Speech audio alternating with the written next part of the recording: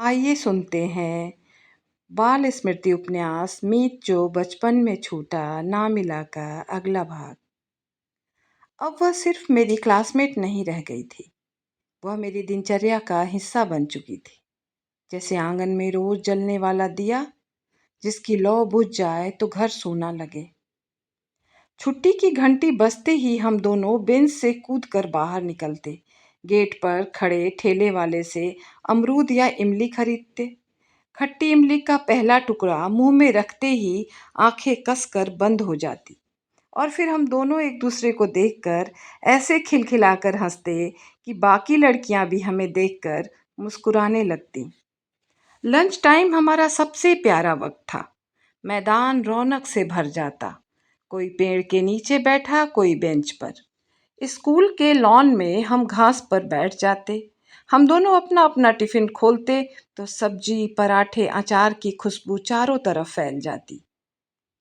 वाह, आज फिर पराठे, वह हंसते हुए कहती। हाँ, हम लोग सादी रोटी बहुत कम ही खाते हैं। मैं उससे इस बात को तारीफ के रूप में बताती थी। हमारे यहाँ तो ज़्यादातर रोटियां ही बनती हैं, वह धीरे से कहती, पर उसकी आंखों में मेरे टिफिन की खुशबू से चमक आ जाती थी। पर तुम्हारे घर के आलू के पराठे मुझे बहुत पसंद आते हैं। मैं उसे किसी हाल में कमतर महसूस होने देना नहीं चाहती थी। और देख, अचार भी है, मैं इठलाते हुए बताती। हमारे घर में बहुत ज़्यादा अचार खाने की मनाही है, वह धीमे स्वर में कहती और मेरी टिफिन से एक छोटा टुकड़ा तोड़ लेती अचार का। अच्छा, हम तो खूब अचार खाते हैं और दीदी भैया को तो अचार खाने से चेहरे में खूब मुहासे भी हो गए। माँ तो मना करती हैं, पर कोई माने तब ना। हम चटोरे लोग।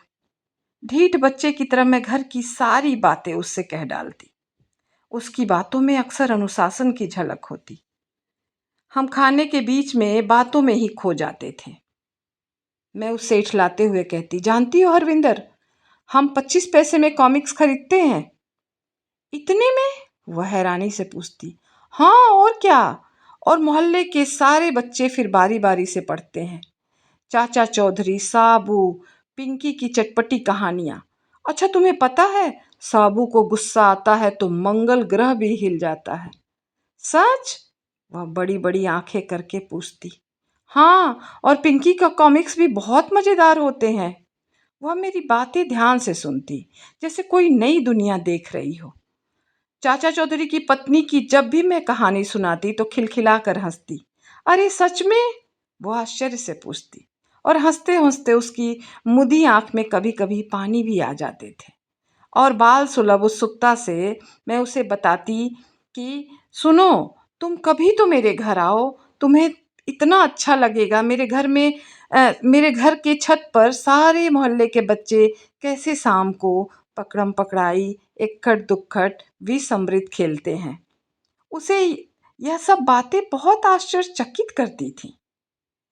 वह धीरे से बोलती, हमारे यहाँ तो टाइम नहीं मिलता इतना, सब कुछ बहुत अनुशासन में होता है। वह हल्की मुस्कान के साथ मेरी बातों को सुनती, जैसे मैं किसी जादुई देश की बातें उसे बता रही हूँ। हमारी सबसे प्यारी जगह स्कूल का म्यूजिक रूम था। लकड़ी के पुराने फर्श पर बिछी दरी, दीवार पर टंगे तबले, कोने में रखा तानपुरा, सब मिलकर उस जगह को खास बना देते।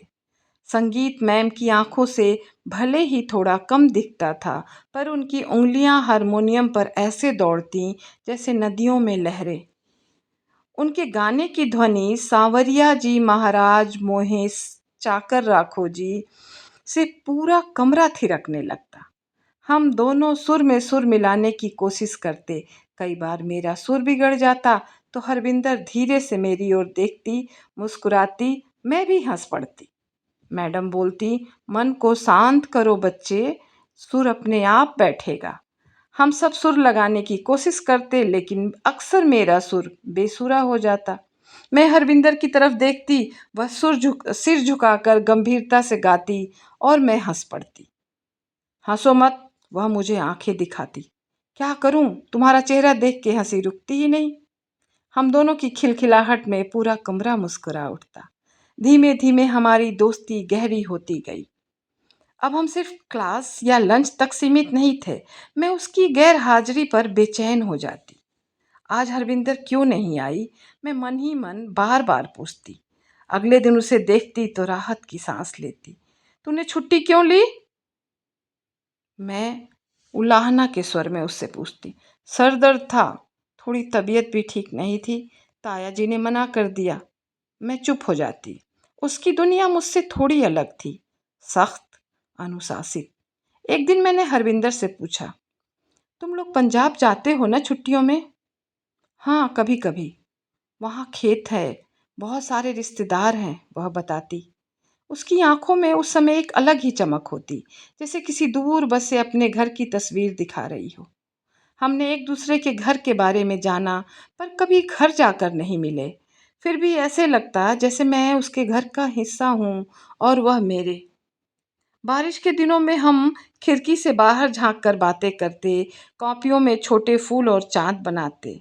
धीरे धीरे हरविंदर मेरी दुनिया का अहम हिस्सा बन गई थी। उसका ना आना, उसकी एक दिन छुट्टी मारना भी मुझे मेरे उस पूरे दिन को खाली कर देता था।